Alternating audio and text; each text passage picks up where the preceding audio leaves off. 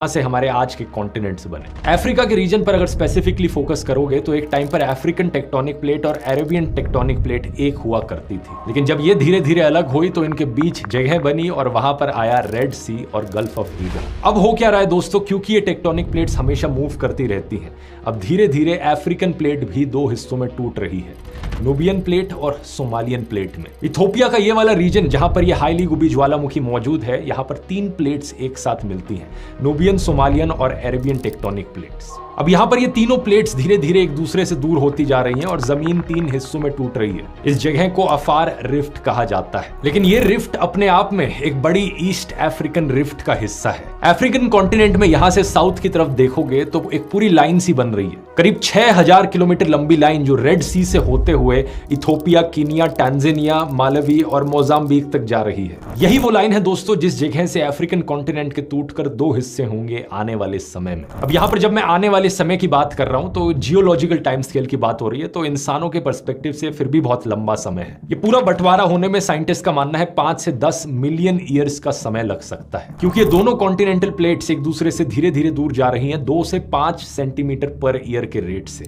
Basically ये वही rate है जिस रेट से आपके नाखून बड़े होते हैं, लेकिन इसका मतलब ये नहीं कि हर चीज बहुत धीरे धीरे से होगी। इस पूरे ईस्ट अफ्रीकन रिफ्ट सिस्टम पर ढेर सारे वोल्केनोज मौजूद हैं, ढेर सारी पहाड़ियां मौजूद हैं, जैसे कि mount Kilimanjaro, mount Kenya, Erta आले जो कि इथोपिया की फेमस लावा लेक है, और कई सारी लेक्स भी मौजूद हैं जो बनी ही इसलिए हैं क्योंकि ये कॉन्टिनेंट्स एक दूसरे से दूर होते जा रहे हैं, जैसे कि lake Malawi, lake Tanganyika, lake Albert या लेक कीवू। तो इस पर्सपेक्टिव से अगर आप चीजों को देखोगे तो आपको समझ में आएगा कि जो हो रहा है वो बिल्कुल भी अनएक्सपेक्टेड नहीं है। जैसे जैसे ये कॉन्टिनेंटल प्लेट्स एक दूसरे से दूर होंगी, इस एरिया में अर्थक्वेक्स देखने को मिलेंगे, वोल्केनिक इरप्शंस देखने को मिलेंगी, छोटे छोटे क्रैक्स आएंगे ग्राउंड पर, और पिछले कुछ सालों में ऐसी कई चीजें होती हुई देखी गई हैं, जैसे कि जुलाई 2025 में हाईली गुबी के पास ही एक और वोल्केनिक इरप्शन हुआ था। ये एर्टा आले नाम का वोल्केनो फटा था। जुलाई के महीने में ही हाईली गुबी वोल्केनो से सफेद धुआं भी निकला था और तभी से साइंटिस्ट की इस पर नजर थी। और साल 2005 में तो इथोपिया के इस रीजन में अचानक से एक बहुत बड़ा क्रैक भी देखने को मिला। एक 60 किलोमीटर लंबा फिजर जमीन के अंदर 10 दिन के अंदर अंदर फॉर्म हो गया। फोटोज देखो इसकी, बड़ी ही कमाल की है। यहाँ पर लोगों को भी खड़े हुए आप देख सकते हो और स्केल इमेजिन कर सकते हो इस गड्ढे का क्या है। लिटरली कॉन्टिनेंट का बंटवारा होते हुए यहाँ पर हम रियल टाइम में चीजों को देख पा रहे हैं। अगर ये टॉपिक आपको इंटरेस्टिंग लगता है दोस्तों तो ये वाला वीडियो भी आपको जरूर पसंद आएगा, क्योंकि इसमें मैंने बात करी है कि कैसे इन जियोलॉजिकल रीजंस की वजह से